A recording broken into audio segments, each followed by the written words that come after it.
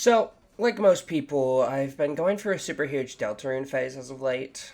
I'm what many people would call an Undertale OG. So honestly, it feels really refreshing to have both of these games back on my mind. My obsession with Deltarune Chapter 3 and 4 has led me to indulge myself in some good old-fashioned theory crafting. It's almost like I'm 9 years old all over again.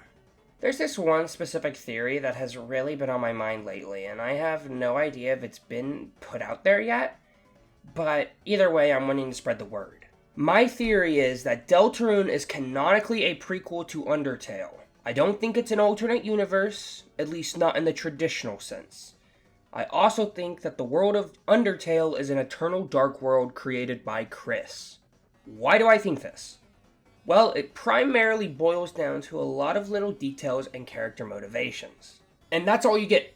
This is a Mrs. Mr. Jesse Killer Liquid unscripted video. You're dealing with me. I have some notes. I didn't even write notes on the final part. I'm just going to freeball this shit. Okay? Y'all ready? Part 1. Gaster and Sans. Sans has been basically confirmed to be originally a Deltarune character, being transported to the Undertale world. His words in the end of the true pacifist route make that very apparent. Also, by the time Undertale happens, Gaster can already travel universes in some way, shape, or form. His disappearance is literally that. His lab work, his followers, it all points to him already having whatever power he wants. So why in Deltarune would Gaster need a device for creating universes of sorts and traveling them if he already has it within the world of Undertale? Not to mention, there's the mysterious machine found within Sans' room.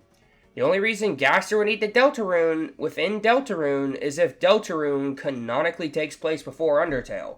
Also, how can Sans be in Deltarune if Deltarune takes place after Undertale, or just has no relation to Undertale in the slightest? That doesn't make much sense. Part 2. Merchandise. I know merchandise isn't necessarily canon. Like, obviously, it's not super duper canon. Like, merchandise is merchandise. It is a product meant to be sold. But it doesn't change the fact that some comments Toby Fox, the GOAT, the man, the legend, has made does give a tiny, tiny bit of itty-bitty lore detail. Toby Fox has stated before that Lightners will not be getting plushies because it doesn't make much sense within canon. It doesn't fit their characters. Only Darkners will be getting plushies. But a lot of characters within Undertale has received plushies. This you would think this devalues my point from earlier that Undertale is an eternal dark world, or because Sans, Papyrus, and Toriel got plushies. But I would argue that this isn't a stretch to say because Toby Fox has planned out Deltarune before even Undertale was finished. He had all this planned. Like, I genuinely think that there will be some canon reason by the end of Deltarune as to why Toriel, Sans, and Papyrus got plushies. My theory is that the plushies of Sans and Papyrus are a thing because they've been trapped in the world of Undertale so long that they are basically Darkners. Papyrus has said before in Undertale he doesn't remember much of his childhood, so like, he's really young within the world of Deltarune, which means in Undertale he's been there a long time. Not to mention, the world of Undertale is longer.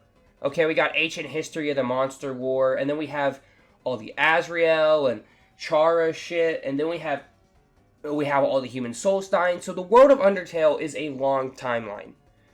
So to say that Sans and Papyrus have been trapped in the dark world for a long time, making them Darkners, isn't a stretch to say. But Toriel, that Toriel plushie, how does that exist? Well, that goes into my next point. Chapter 3. Why Kris makes the Dark World and why Kris is Krissing it all over the place. Like, why is Kris doing this and why do I think Kris will make Undertale? Okay, so let's go over some basic stuff real quick. Kris is definitely working with the Dark Knight. We know this. It's entirely confirmed, especially with the ending of the sort of secret boss at the end of chapter 3 when you fight the knight, with Kris being knighted and all that. It's very clear that Kris is working with the knight. Whether the knight is Des, Carol's husband, maybe Asgore, who knows, who cares? Maybe Papyrus, who knows? But the point is, Kris is working with the knight. Which in turn means they are working with W.D. Gaster.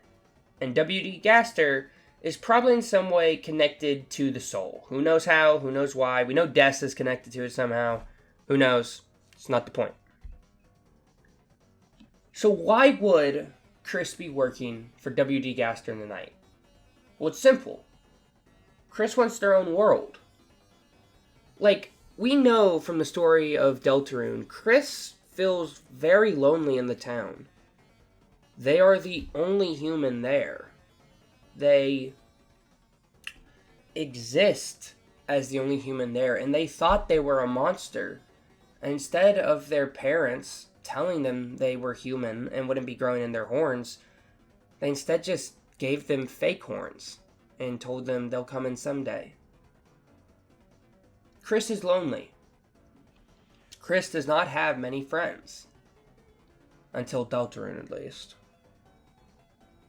And in Undertale, the world of Undertale, the majority is humans and the minority is monsters.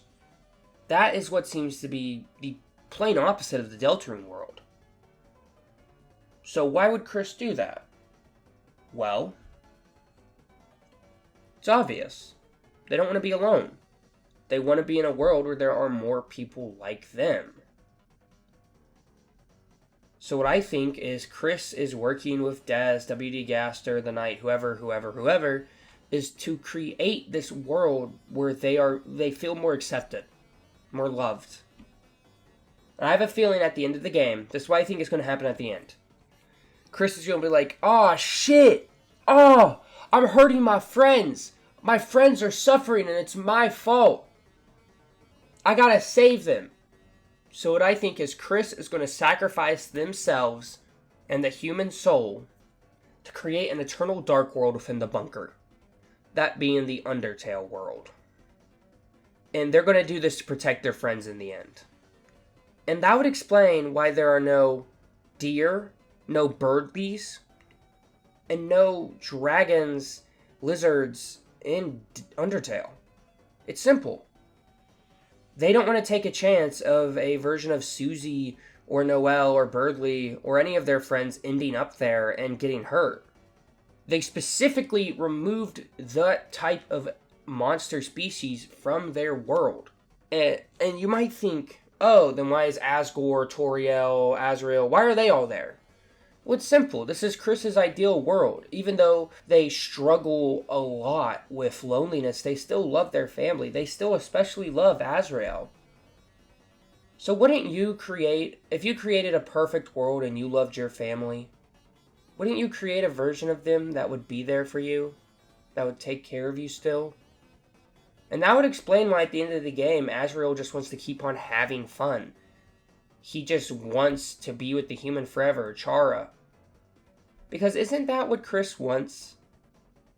Doesn't Kris want their big brother to show up and save them and make them feel comfortable again in this small town?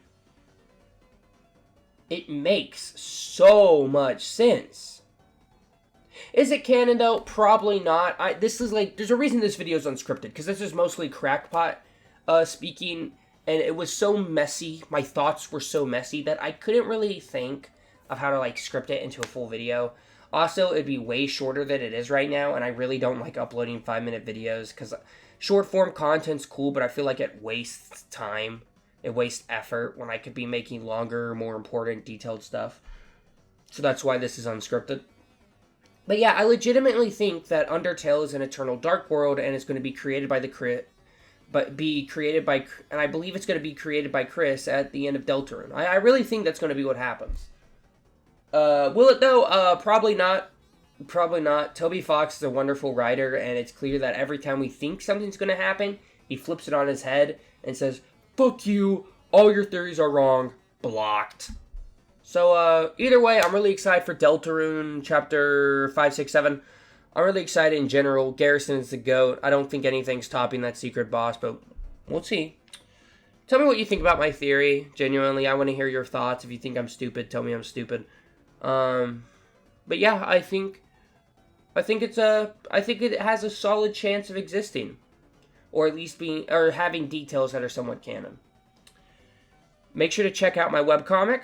Make sure to check out my music, and you make sure to finish your current art project. You really got to work on that, and I want to see the final product. Hope you all have a wonderful day. Peace out.